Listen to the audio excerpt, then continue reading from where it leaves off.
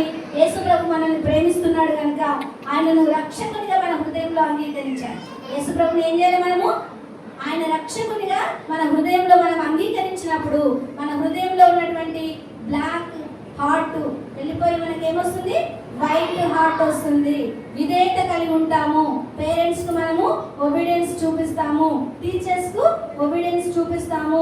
మనం దేవుని బిడ్డలుగా జీవిస్తాము కనుక ఈ విధంగా ఉండాలని ప్రభువు ఇష్టపడుతున్నాడు. ఆయన ఇట్లా ఆయన యందు విశ్వాసం ఉంచినట్లయితే, ఆయన నా రక్షకుడని మనం అంగీకరించినట్లయితే దేవుడు మనల్ని, మన హృదయాన్ని మార్చి ఆయన సంతోషంతో ఉన్నటువంటి హృదయాన్ని మనకు అనుగ్రహిస్తానని దేవుడు సెలవిస్తున్నాడు. ఎవరైతే యేసు ప్రభు తన హృదయంలో విశ్వసిస్తున్నారో, ఎంతమంది అయితే తన హృదయంలో యేసు ప్రభు దేవుని అంగీకరిస్తున్నారో, రక్షకుని అంగీకరిస్తున్నారో, దయచేసి మీ తలలు వంచి, కళ్ళు మూసుకొని తలలు వంచి ప్రార్థన చేసుకుందాం. ప్రభువా, నా రక్షకుడా, నీవే నా రక్షకుడవు, నేను నిన్ను నా రక్షకునిగా అంగీకరిస్తున్నాను. యేసు ప్రభువా, నా హృదయంలోనికి రండి. నన్ను చేతులెత్తి దేవుడు మిమ్మల్ని దీవించాలని, సంరక్షించాలని, తెల్లని హృదయాన్ని, నల్లని హృదయం తీసేసి తెల్లని హృదయం ఇవ్వాలని, ఆయన రక్షకుడుగా నీతో ఉండాలని, నిన్ను బలపరచాలని, నీకు స్వస్థతనివ్వాలని, నిన్ను తన బలమైన హస్తం చేత ముట్టి స్వస్థపరచాలని దేవుడు కోరుకుంటున్నాడు. కనుక మీరందరూ కళ్ళు మూసుకొని ప్రార్థన చేసినట్లయితే ప్రార్థన చేయాలి. యేసు ప్రభువా, నా హృదయంలోకి రండి అని ప్రార్థన చేయాలి. ప్రతి ఒక్కరు కూడా ప్రార్థన చేయాలి. పుట్టిగా కళ్ళు మూసుకొని మోకరించడం కాదు, ప్రార్థన చేయాలి. ఎవరైతే నిజంగా ప్రార్థన చేస్తారో యేసు ప్రభు వారి యొక్క ప్రార్థన అంగీకరిస్తాడు. చిన్నపిల్లల్ని నా యొద్దకు రానీయుడు అన్నారు. చిన్నపిల్లలంటే యేసయ్యకు చాలా ఇష్టం. మీరంటే యేసయ్యకు చాలా ఇష్టం కనుక మిమ్మల్ని ఆయన ప్రేమిస్తున్నాడు. మీకు దేవుడు రక్షకుడిగా ఉండాలనుకుంటున్నాడు. కనుక కళ్ళు మూసుకొని యేసు ప్రభువా, నా హృదయంలోకి రండి, నాకు రక్షకుడిగా ఉండండి, నేను నిన్ను అంగీకరిస్తున్నాను ప్రభువా, నా హృదయాన్ని నీకు ఇస్తున్నాను, నా హృదయాన్ని మార్చు. పాపంతో ఉన్న నా హృదయము, ఆయన శాపంతో ఉన్న నా హృదయము, మాట వినని నా హృదయము మన్నించి తండ్రి నీకు ఇస్తున్నాను, నువ్వు నా హృదయంలోకి రమ్మని యేసు ప్రభువు మన హృదయాన్ని అంగీకరిద్దాం.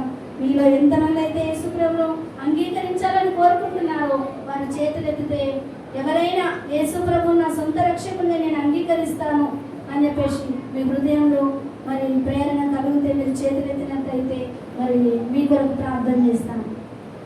ప్రార్థన చేసుకుందాం.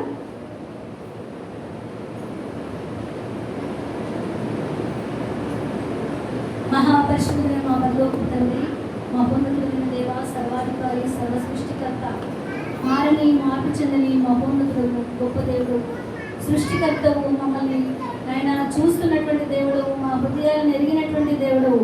యాయీరు కుమార్తెను, యాయీరు నిస్సహాయ స్థితిలో ఉన్నప్పుడు తన కుమార్తెను తండ్రి మరి కాపాడుకోవాలని ప్రయత్నం చేస్తున్నప్పటికీ తన ప్రయత్నాలన్నీ, తనకున్న డబ్బు, తనకున్నటువంటి అధికారము తనకు ఏ సహాయము చేయలేదు ప్రభువా. ఈ లోకంలో ఉన్న సహాయాలన్నీ వ్యర్థమని, నిస్సహాయ స్థితిలో ఉన్నటువంటి వారికి ఆదరణించే దేవుడు నేనేని రుజువుపరుచుకున్నావు యాయీరు ద్వారా. తండ్రి, మరణించిన తన కుమార్తెను జీవముతో తిరిగి తనకు అప్పగించినావు. అదేవిధంగా తండ్రి, ఇదిగో తండ్రి, రక్తస్రావంగల స్త్రీ నిస్సహాయ స్థితిలో ఉండి తన సమస్తాన్ని కోల్పోయిన స్థితిలో ఉన్నప్పుడు తనకు ఆశను పుట్టించినావు, నమ్మకాన్ని పుట్టించినావు.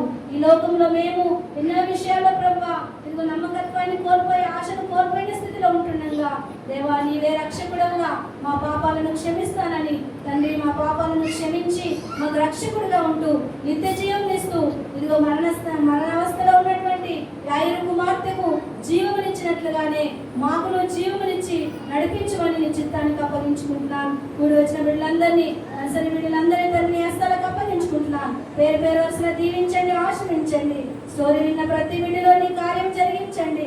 నీ వైపు తిరగలుటకు సహాయం చేయండి. వారి చిన్న హృదయాలు నీ వైపు తిరిగి నిన్ను అంగీకరించి రేపటి తండ్రి అయ్యా ప్రవక్తలుగా తండ్రి, రేపటి తరానికి వారు వాడబడేవారుగా నీ చిత్తంలో వారిని మలుచుమని నీ హస్తాలకు అప్పగించుకుంటూ నన్ను నేను తగ్గించుకుంటూ నీ నామాన్ని హెచ్చిస్తూ మహిమాగణిత ప్రభావం మీకు ఆరోపించుకుంటూ యేసుక్రీస్తు శ్రేష్టమైన నామమున వేడుకొలుచున్నాను తండ్రి. ఆమేన్.